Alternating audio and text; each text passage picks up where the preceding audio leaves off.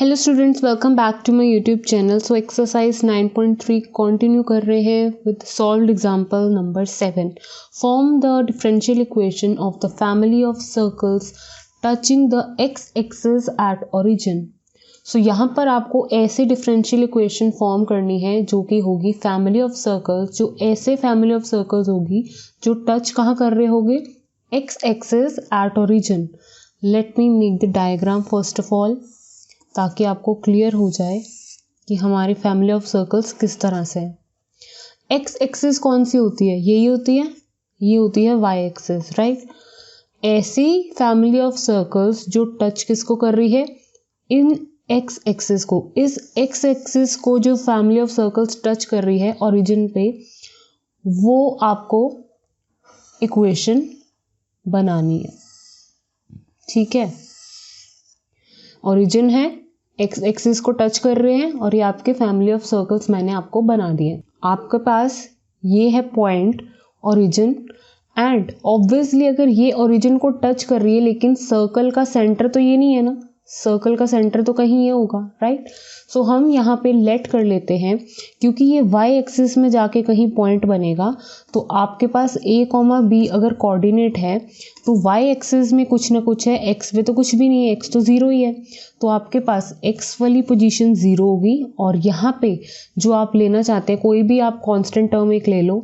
यहाँ पर x Y होता है कोऑर्डिनेट, ठीक है, एक्स वाई, एक्स की जगह ज़ीरो, एंड आप यहाँ पे वाई की जगह एक जो कांस्टेंट टर्म लेनी है वो मैं ले रही हूँ ए। सो यहाँ पर मैंने आपको बस ये समझाने की कोशिश की है इस कोऑर्डिनेट से कि आपके पास अब वाई के पोजीशंस में वैल्यूज होंगी, तो इस ए में अकॉर्डिंगली वैल्यूज चेंज होती रहेंगी, राइट। तो लेकिन हम यहाँ पे कांस्टेंट एक ही ले रहे हैं, क्योंकि अब हमें एग्जाम्पल 7 में खुद से एक इक्वेशन बनानी है।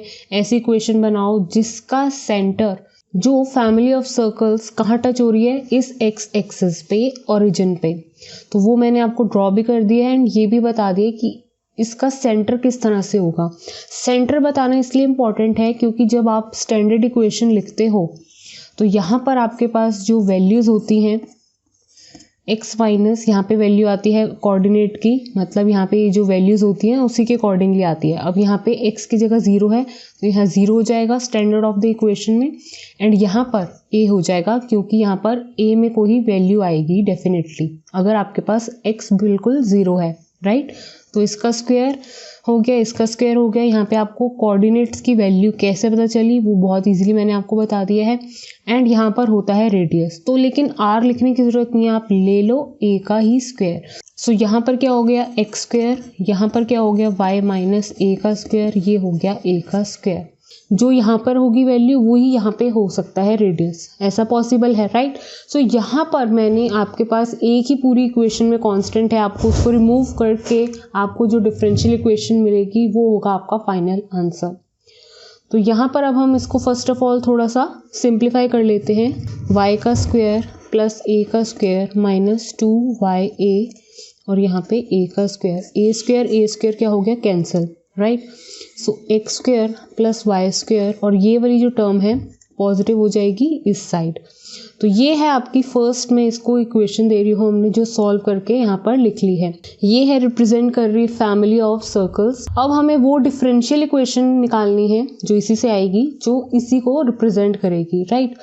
तो यहाँ पे फर्स्ट ऑफ ऑल पहला स्टेप ऑब्वियसली सबको पता है, differentiating with respect to x. So that means 2x plus 2y dy upon dx is equals to 2a जो कांस्टेंट है एज इट इज, y का डिफरेंशिएशन dy अपॉन dx।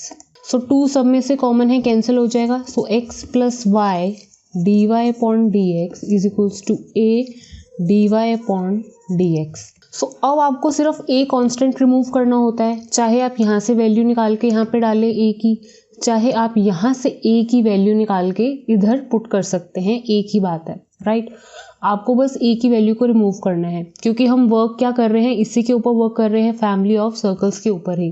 तो अब मैं क्या कर रही हूँ, इसको मैं दे रही हूँ सेकेंड इक्वेशन। और क्या होगा सेकेंड इक्वेशन से, from second equation we are getting value of a, जो कि हम पुट करेंगे, पुटिंग ए इन इक्वेशन 1। इससे भी आपको पता चल जाएगा कि क्या होगा। सबसे पहले मैं a की वैल्यू बहुत इजीली निकाल दूंगी, dy/dx इसके नीचे आ जाएगा, दैट्स इट। सो जैसे ही मैं इसके नीचे लिखूंगी dy/dx तो आपको क्या मिल गई है, वैल्यू a की। ठीक है, तो ये वैल्यू आप कहाँ पे डालेंगे, पुटिंग इक्वेशन 1 में। ठीक है, सो इक्वेशन 1 क्या है, सबसे पहले मैं वो लिख लेती हूँ, x² + y² = 2y a थी। तो अब मैं यहाँ पर वैल्यू लिख देती हूँ, because a = x + y dy/dx dy/dx 2y। अब यहाँ पे a की जगह मैं वैल्यू पुट कर रही हूँ, x + y dy/dx dy/dx। अब आपके पास ये जो वैल्यू आई है ना, ये भी डिफरेंशियल इक्वेशन ही है और फैमिली ऑफ सर्कल्स को रिप्रेजेंट कर रही है। लेकिन यहाँ पे आप क्लियर देख रहे हैं कि आपका कांस्टेंट जो है वो रिमूव हो चुका है, रिप्लेस हो चुका है इस वैल्यू से।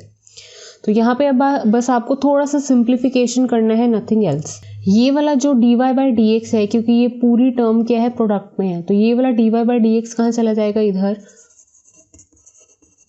और ब्रैकेट में इसको कर रही हूँ मैं x² + y²। यहाँ पर क्या रह गया मेरे पास, 2y के साथ ये वाली टर्म रह गई, तो मैं इन दोनों को मल्टीप्लाई कर रही हूँ, 2yx + 2y² dy/dx। अब यहाँ पे क्या होगा कि आप क्या कर सकते हो, dy वाली टर्म्स को एक साथ लिख लो और उनको कंबाइन करके आपके पास सॉल्व करने के बाद एक वैल्यू आएगी।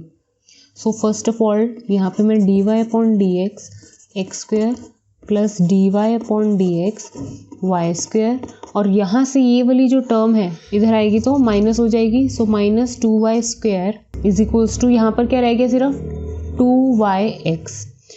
इन सब टर्म्स में से dy/dx वाली टर्म कॉमन ले लो, यहाँ पर क्या रहेगा, x² + y² - 2y²। यहाँ पे इसको सॉल्व करोगे तो क्या वैल्यू आएगी, नेगेटिव में y², dy/dx x² - y², x² + y² - 2y², और इधर क्या है, 2yx, राइट। इसको सॉल्व करने के बाद आपके पास वैल्यू आएगी x² - y², और इस पूरी टर्म को आप इधर शिफ्ट कर सकते हो, तो आपके पास जो फाइनल आंसर है एनसीईआरटी बुक की तरह वो एग्जैक्टली इसी तरह से है। सो ये है आपका final differential equation and final answer for example number 7। I hope clear हो गया हो कि मैंने किस तरह से सॉल्व किया है। So now let's see example 8। Form the differential equation representing the family of parabolas having vertex at origin and axis along positive direction of x axis. So यहाँ पे बस आपको एक स्टेटमेंट का मतलब समझ आ जाना चाहिए, उसके बाद डायग्राम अगर आप बना लेते हैं, उसके बाद easily with the help of diagram आप इजीली अपनी इक्वेशन लिख पाते हैं। फैमिली ऑफ पैराबोलास यहाँ पर होगी, राइट। सो यहाँ पे सबसे पहले मैं डायग्राम बना देती हूँ। सो आपको ऐसी फैमिली ऑफ पैराबोलास चाहिए जिसका वर्टेक्स कहाँ पे है, ओरिजिन पे, एंड लेकिन उसकी एक्सिस किस साइड जा रही है, positive direction of x axis, और positive direction of x axis कैसी है, इस साइड को। तो आपका पैराबोला कैसे बन रहा है, ओरिजिन उसका कहाँ है, आई मीन वर्टेक्स कहाँ है, ओरिजिन पे, और उसकी जो डायरेक्शंस हैं वो पॉजिटिव एक्स एक्सिस की तरफ है। तो ये मैंने फैमिली ऑफ पैराबोलास बना दिए। हो सकता है ना आपका पैराबोला ऐसे जा रहा हो सकता है ऐसे जा रहा हो सकता है ऐसे, और वैल्यूज चेंज होते होते आपके पास इस तरह से पैराबोला बनेगा, क्योंकि ये सारे इसकी जो एक्सिस है, एक्स एक्सिस पॉजिटिव डायरेक्शन की तरफ जा रही है और इसका जो वर्टेक्स है वो ओरिजिन है। ये बन गया आपका पैराबोला। एंड इसको देखते ही, डायग्राम को देखते ही पता चल रहा है जो आपका स्टैंडर्ड इक्वेशन होती है पैराबोला जिसकी डायरेक्शन इस तरह से होती है, वो क्या होता है, y² = 4ax, राइट। सो ये है आपके पास इक्वेशन 1, इसको स्टार्टिंग में लिख दो। नेक्स्ट हमें निकालनी है डिफरेंशियल इक्वेशन जो कि रिप्रेजेंट करेगी इस फैमिली ऑफ पैराबोला की इक्वेशन को। सो डिफरेंशिएशन करना पड़ेगा हमें। So differentiating equation with respect to x। तो यहाँ पर इसको डिफ्रेंशिएट करूँगी 2y dy upon dx value आएगी आपके पास। यहाँ पर हो जाएगा 4a as it is, x का डिफ्रेंसिएशन 1। तो यहाँ पे 2y dy अपॉन dx ये है आपके पास इक्वेशन नंबर सेकंड दे दो। With the help of equation 1 आप निकाल सकते हैं वहाँ से 4a की वैल्यू, क्योंकि अब आपको कांस्टेंट ही तो रिमूव करना है, तो बस कांस्टेंट रिमूव करना है। तो मैंने क्या करा, so putting value of 4a from equation 2 into equation 1। अब यहाँ पे मेरे पास ये जो इक्वेशन मैंने इसको 2 दे दी, क्योंकि आपके पास ये कांस्टेंट की वैल्यू किसके इक्वल आ रही है, डायरेक्ट इसके इक्वल। तो ये कांस्टेंट आपका कहाँ पर है, इक्वेशन 1 में भी है। तो बस मैंने क्या किया कि ये जो सेकंड इक्वेशन से कांस्टेंट की वैल्यू आई है वो बस वहाँ पे पुट कर दूंगी, मेरे पास डिफरेंशियल इक्वेशन आ जाएगी। Let's see how. सो यहाँ पे आपकी सेकंड इक्वेशन आपकी इस तरह से आई है, वहाँ से 4a की वैल्यू आप क्या पुट करने जा रहे हैं इक्वेशन 1 में, this. So y square is equals to 2y dy upon dx product में x, और यहाँ पे आपके पास इस साइड y स्क्वायर है। तो यहाँ पर ये वाली टर्म इधर जाएगी तो नेगेटिव हो जाएगी, y square minus 2yx dy by dx हो जाएगा, और यहाँ रह जाएगा 0। तो ये वाली जो वैल्यू आई है ये आपका फाइनल आंसर है, जो कि रिप्रेजेंट कर रहा है the given family of parabolas, जो कि आपने स्टेटमेंट खुद से बनाई, राइट। सो नेक्स्ट वीडियो में कंटिन्यू करते हैं एक्सरसाइज 9.3 के साथ। Thank you students for watching this video. Please like, share and subscribe to my channel.